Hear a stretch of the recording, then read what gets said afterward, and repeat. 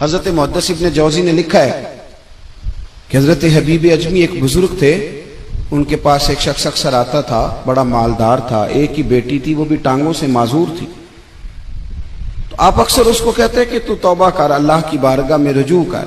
एक वक्त ऐसा आता है कि फिर इंसान का जब कोई अपना नहीं रहता फिर उसे मुसल्ला याद आता है, लेकिन अगर मुसल्ले की आदत बचपन से पड़ जाए ना तो फिर जरा आसान होता है अल्लाह से दिल लगाना। वो अक्सर आप उसको कहते हैं कि ठीक हो जाए, कि तो बेटी है, वो भी बेचारी माजूर है, तो कहां दौलत ले जाए।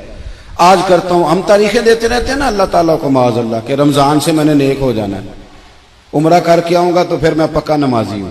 खुदा के बंदो, किसने तुझे बताया है कि रमजान तक तू जिंदा रहेगा? किसने खबर की कि उम्रा करने तक तू बचेगा? हजरत हबीब अजमी उसको कहते तो कहता बड़ी जल्दी ठीक हो जाऊंगा। एक दिन सवेरे सवेरे तौबा करने आ गया। आपने फरमाया क्या हुआ? तो कहने लगा हजरत जी कल एक 15 साल का नौजवान मिला है और मुझे तौबा करा गया। मजा ही इस उम्र में अल्लाह अल्लाह करने का। नबी करीम से मोहब्बत भी करनी हो तो यही उम्र है। इश्क लगा सी खेडा खेड दी नूं ते फिर मैनू खेडा भुल गईयां। कज्जल पाया सी मैं यार दे वेखणे नूं, फिर ओदी याद च रोंदियां ही डुल गईयां। हैदर शाह इस गली कदे न रुलदी, पर हुण ते रुल गईयां। जिन लोगों ने अबू जाल को कत्ल किया था उनकी उम्र भी 15 साल थी। हम तो बड़े ही नहीं ना होते सारी जिंदगी, ना हमें को बड़ा होने देता है, हम बड़े ही नहीं होते। यही तो उम्र है कुछ कर गुजरने। 15 साल का नौजवान तौबा करा गया। तो हजरत हबीब अजमी कहने लगे वो कैसे? कहने लगा हजरत जी मैं कल मंडी गया था, मुझे कुछ सामान खरीदना था, तो बगदाद के बाजार से मैंने मछली खरीद ली 10 किलो। बाकी भी सामान तब खुद ले जा नहीं सकता था।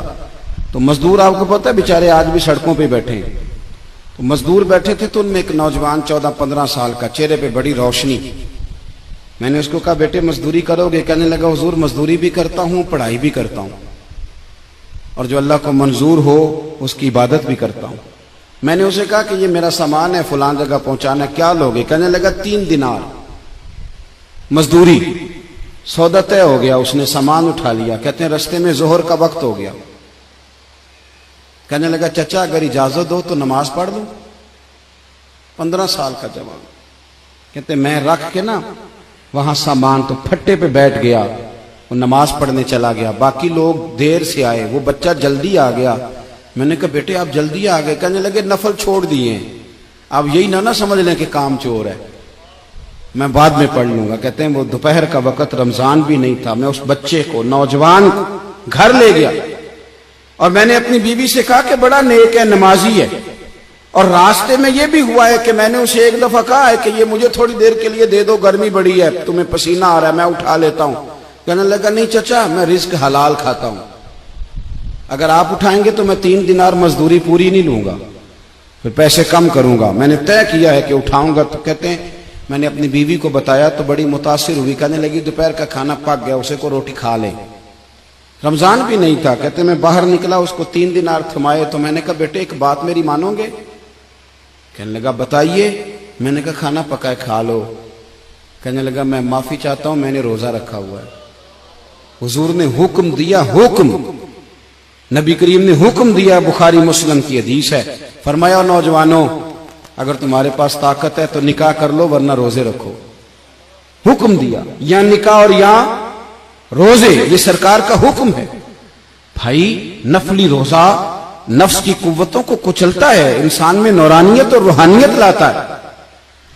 कहते वो कहने लगा मैंने रोजा रखा है। मैं और मुतासिर हो गया। मैंने कहा अब क्या करोगे? कहीं और जाना है? कहने लगा नहीं, मैं जिस दिन 3 दिनार कमा लेता हूं फिर मैं मजीद लालच नहीं करता, बाकी वक्त या कुरान मजीद पढ़ता रहता हूं या नबी पाक पे दुरूद शरीफ पढ़ता रहता हूं। आप बताएं? तो मैंने कहा कि इफ्तार मेरे साथ कर लो। कहते हैं मैं उसे मस्जिद छोड़ आया और खुद मैं लौट आया। इफ्तार के बाद मैं उसे लाया, खाना खिलाया, इशा पढ़ी। उसका घर दूर था, मैंने ड्राइंग रूम खोल दिया, बैठक खोल दी, वहीं वो सो गया।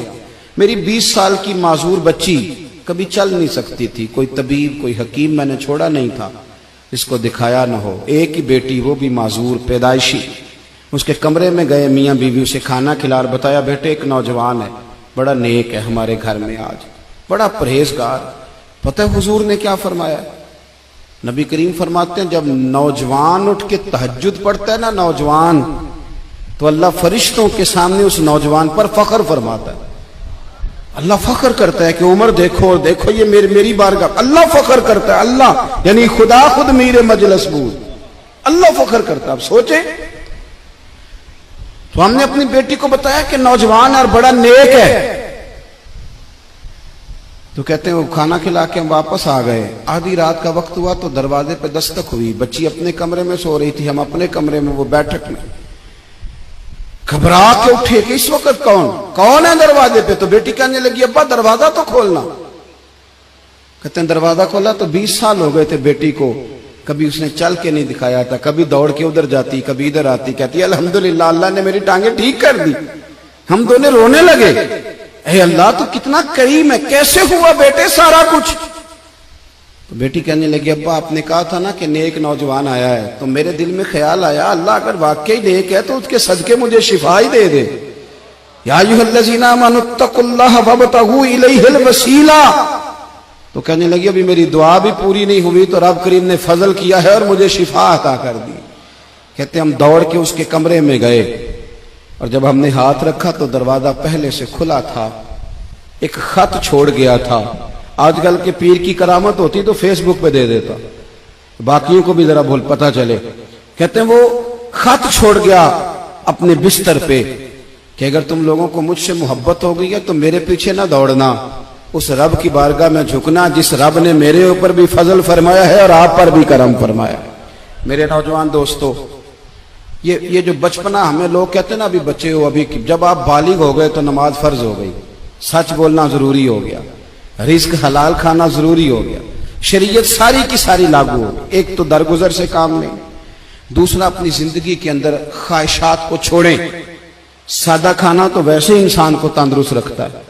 ये जो चक्कर हमने डाला हुआ है ना मर्जियां करने का, अब मोटरसाइकिल बिल्कुल अच्छी भली होती है पर सिफारिश ये है कि मॉडल पुराना हो गया है, तो ये तो कमजोर लोगों की अलामत है।